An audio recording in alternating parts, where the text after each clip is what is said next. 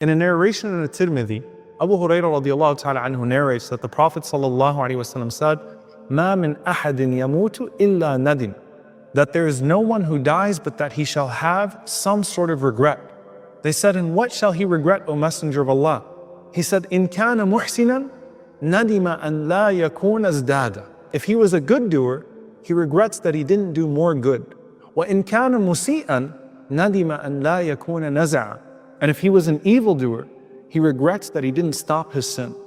The believer wishes to come back initially in his grave so that he can tell his family the good news. But then they wish for the hereafter so that they can be reunited with their family while still receiving the greater reward. The disbeliever wants to come back to do good deeds because they failed to do so.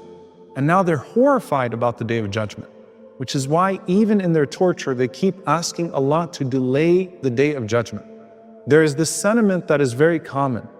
I don't know if I'm going to make it. And sometimes you might be so sad that you say, I wish I never even lived. There was a great scholar and tabi'i, Ata as-Salimi, rahimahullah, and he was known for his grief. And one time his students visited him and they heard him saying to himself, Layta Ata'in lam talidhu ummu. I wish Ata''s mom never gave birth to him. And he's saying that about himself. And he would make this dua, Allahumma arham ghurbati fi dunya, warham masra'i inda al-maut, warham qiyami bayna yadayk. O Allah, have mercy on my estrangement in this world.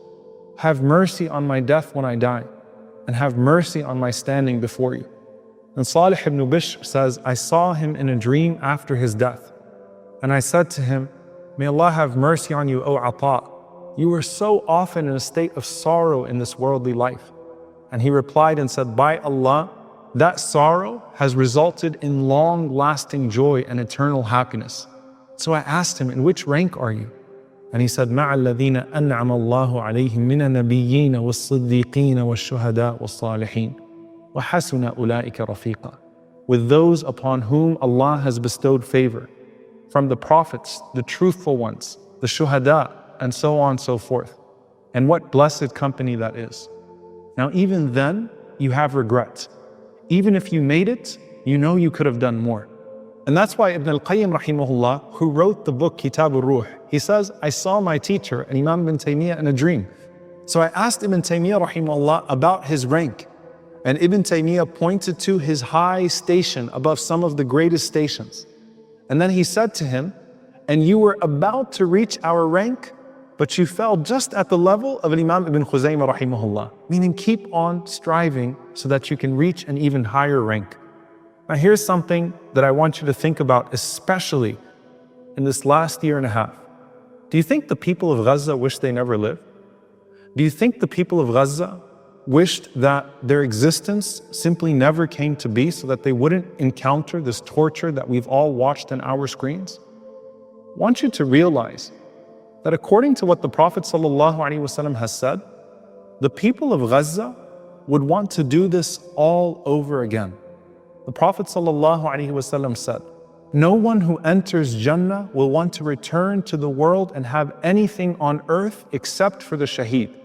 He would wish to return to this world and be killed 10 times over because of the karama, because of the generosity that he sees from Allah subhanahu wa ta'ala. Jabir radiallahu ta'ala anhu, whose father was martyred in Uhud, he wanted to come back to this world so that he could be martyred again, even though he was one of those who was described as muthila bihi. He was mutilated. But even then, he'd want to come back and let that happen again and again, not because of what he enjoyed in his body, but because of what the soul experiences now of beauty. Everyone from the kafir to the shaheed would want to come back to this dunya, but for different reasons. لولا أخرتني إلى أجل قريب فأصدق وأكن من الصالحين. If only you delay me just a little bit longer, so I'll give charity and I'll be from the righteous. Everyone will wish they gave more charity. Everyone will wish they prayed more. Everyone will wish they did more.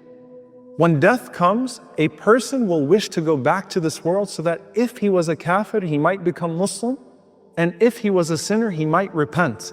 And if he was a good doer, he might do more good. حتى إذا جاء أحدهم الموت فقال رب ارجعون لعلي أعمل صالحا فيما تركت كلا إنها كلمة هو قائلها ومن ورائهم برزخ إلى يوم يبعثون. Until death comes to one of them, and he says, my Lord, send me back so that I may do good in that which I have left behind. No, it is but a word that he speaks. And behind them is a barzakh until the day when they're resurrected. Just know that you will never regret a dunyawi opportunity that you missed out on. No one in the barzakh right now is saying, man, I was so close to getting that job or that house, or I missed out on this opportunity, or I never got to marry this person or that person. I never got to do this, I never got to do that.